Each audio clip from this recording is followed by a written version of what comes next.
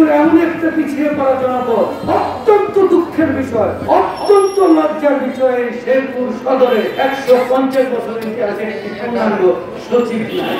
আজকে আপনারা জানেন শেরপুরের সুযোগ্য সন্তান বলবো, আর শেরপুরে যে কৃতি সন্তান ছিলেন খান বাহাদুর ফজলুর রহমান, বিশিষ্ট রাজনীতিবিদ, যিনি অবিভক্ত বাংলার আমাদের আতিক ভাই ছিলেন শেরপুরের হুইপ, আর খান বাহাদুর ফজলুর রহমান ছিল অবিভক্ত বাংলার চিফ হুইপ। মুখ্যমন্ত্রী ছিলেন তখন শেরে বাংলা একে ফজলুল হক। শেরে বাংলা একে ফজলুল হকের মন্ত্রিসভার চিফ হুইপ তিনি ছিলেন সেই খান বাহাদুর ফজলুর রহমান সাহেবের কৃতি দৌহিত্র, শেরপুরের কৃতি সন্তান আমাদের ওয়াকারুজ্জামান, লেফটেন্যান্ট জেনারেল ওয়াকার সাহেব, বর্তমানে জেনারেল পদোন্নতিপ্রাপ্ত জেনারেল ওয়াকার সাহেব আজকে সেনাপ্রধান হিসাবে নিয়োগ পেয়েছেন। আমি এই জন্য মাননীয় প্রধানমন্ত্রী জননেত্রী শেখ হাসিনাকে অভিনন্দন জানাই, ধন্যবাদ জানাই।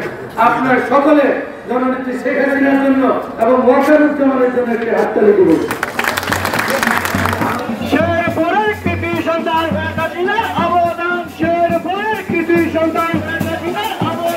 আজকে তাকে ধন্যবাদ জানিয়ে, কৃতজ্ঞতা জানিয়ে শেরপুরবাসীকে একটি আনন্দ রেডি করবে সর্বস্তরের শেরপুরবাসী। উনি ইতিমধ্যে সেনাবাহিনীর অন্যান্য দায়িত্বে যেমন ছিলেন প্রিন্সিপাল স্টাফ অফিসার, পিএসও এবং অন্যান্য দায়িত্বে ছিলেন।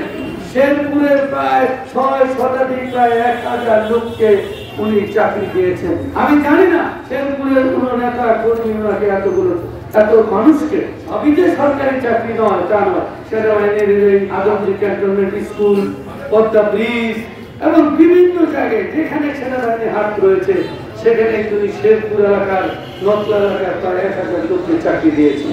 আজকে শেরপুরে বেগম মন্ত্রী আপা অনেক উন্নয়ন করেছেন, আতিক ভাই অনেক উন্নয়ন করেছেন, আমাদের নবনির্বাচিত এমপি সানু হোসেন সানু সাহেব অনেক উন্নয়নের জন্য আপনার চেষ্টা করছেন।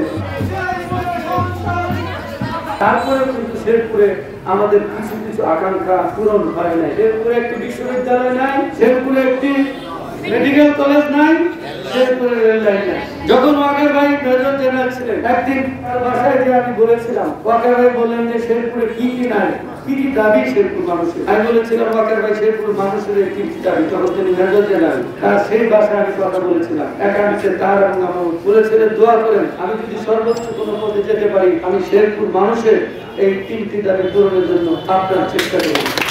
জানি না উনি 3টাই পূরণ করতে পারবেন কিনা, তবে উনি চেষ্টা করবেন, এটা আমাদের প্রত্যাশা, এটা আমাদের বিশ্বাস।